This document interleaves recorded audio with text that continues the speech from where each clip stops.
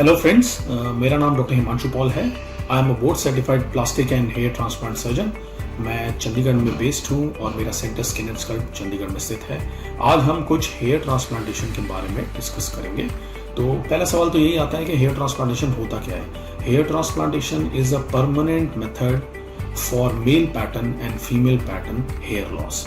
तो एक तरीका जिसमें हम परमानेंटली नए हेयर आप ही के अपने नए हेयर्स लगा सकते हैं। Results are permanent and long lasting, तो उसे हम हेयर ट्रांसप्लांट कहते हैं।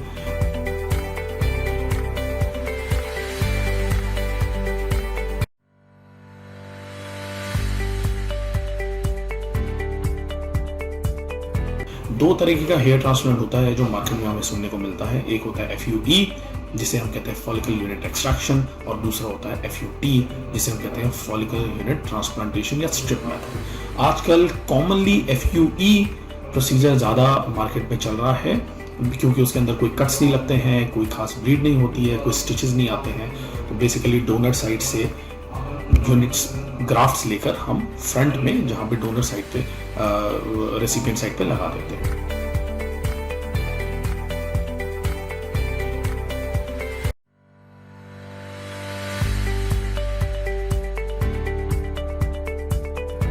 अब नॉर्मली कौन कौन सी डोनर साइट्स हम हेयर ट्रांसप्लांटेशन में यूज करते हैं। मोस्ट कॉमन डोनर साइट होती है आपके स्कैल्प की बैक ऑक्सीपिटल एरिया जिसे हम परमानेंट जोन कहते हैं। सो एक रेक्टेंगुलर एरिया रहता है स्कैल्प के पीछे।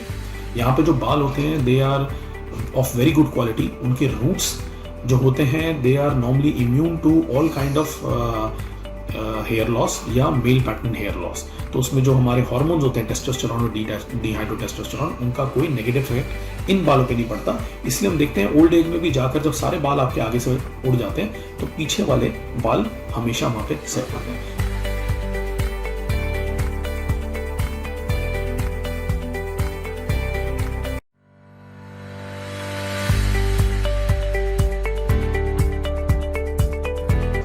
तो मोस्ट कॉमन साइड तो हो गई डोनर साइड पीछे की जिसे हम कहते हैं परमानेंट जोन। अगर ये बाल कम है या डोनर रेसिपिएंट एरिया बहुत बड़ा है तो फिर हम दूसरे एरियाज एक्सप्लोर करते हैं जिसमें बियर्ड आता है। तो बियर्ड का ये शैडो एरिया जो होता है यहाँ से भी हमें कुछ ग्राफ्ट मिल जाते हैं। ये grafts are also as good as hair graft क्योंकि ये भी काफ़ी लंबे होते हैं और थिक होते हैं, तो वो दीज कैन बी टेकन। अगर और बालों की जरूरत पड़ती है तो यस, थर्ड एरिया होता है चेस्ट से या आर्म से, बट नॉर्मली उन बालों को नहीं यूज किया जाता hair transplantation because their quality is not that great और वो नॉर्मली कर्ली हेयर्स होते हैं, वो घूमते हैं, तो रिजल्ट्स आर नॉट।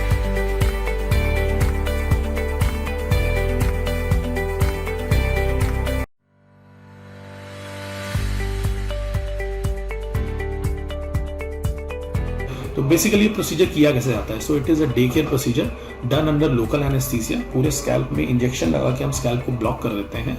उसके बाद 3 स्टेप्स में फॉलो होता है।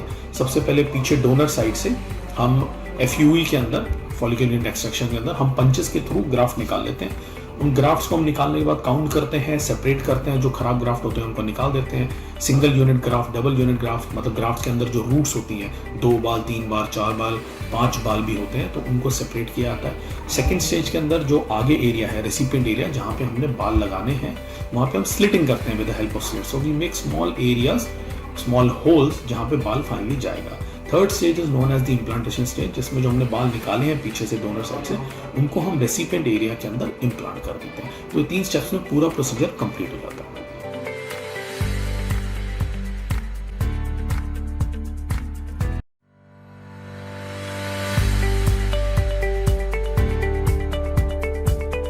पोस्ट ऑप में पेशेंट नॉर्मली कंफर्टेबल रहता है, कोई पेन नहीं होती है। हम लोगों ने अभी over a period of time ये भी देखा है कि कोई स्वेलिंग भी नहीं आती है अगर प्रॉपरली तरीके से किया जाए प्रोसीजर को। तो 3 दिन तक ड्रेसिंग रहती है डोनर साइड पे। 3 दिन बाद डोनर साइड से ड्रेसिंग हट जाती है। 4th डे आप स्कैल्प को क्लीन कर सकते हैं शैम्पू कंडीशनर से। 10 से 15 दिन के अंदर सारा स्कैल्प क्लीन हो जाता है। 4th डे के बाद आप नहाइए, कैप पहनिए, हेलमेट पहनिए, वो सब आप कर सकते हैं। नॉर्मली 20 to 25% ग्राफ्ट जो है वो इमीडिएटली इम्प्लांट करके दे स्टार्ट ग्रोइंग। बाकी सारे जो 70-75% ग्राफ्ट्स हैं वो रूट्स इम्प्लांट हो जाती हैं, लेकिन बालों की जो शूट होती है, जो ब्लैक पार्ट बाहर निकला हुआ होता है, हेयर जो निकला हुआ होता है, वो आपका गिर जाता है, झड़ जाता है। तो at the end of 15 days you will see के डेंसिटी थोड़ी कम हो जाती है क्योंकि बहुत सारे बालों की रूट्स इम्प्लांट हो जाती हैं, बट बाहर के बाल गिर जाते हैं। 3 महीने के बाद दे स्टार्ट टू रीग्रो।